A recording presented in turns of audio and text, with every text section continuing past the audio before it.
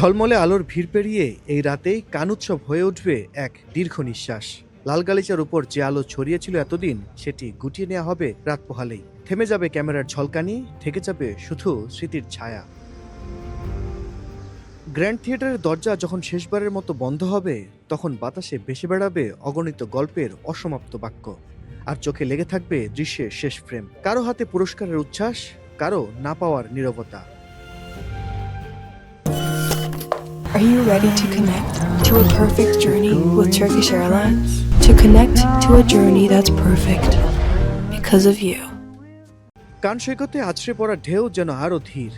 সেও যেন বুঝে গেছে কানের বিদায় ঘণ্টা বাজতে চলল। এখানে আনন্দ কখনো স্থায়ী নয়, এখানে আলো আসে শুধু ফিরে যাওয়ার জন্য। এটাই বাস্তবতা।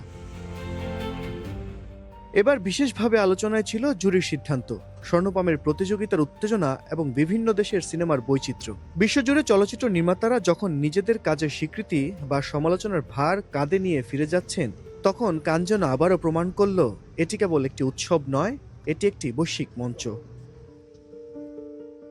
তারকারা হারিয়ে যাবে শহরের ভিড়ে, কিন্তু রয়ে যাবে তাদের চোখের ভেতর সিনেমার আলো। আর সেই আশা আসছে বছর আবার হবে আরো বর্ণিল, আরো জমকালো, আর আরো বড় পরিসরে। কারণ আগামী বছর উন্মোচিত হবে কানের ৮০তম আলোকিত অধ্যায়।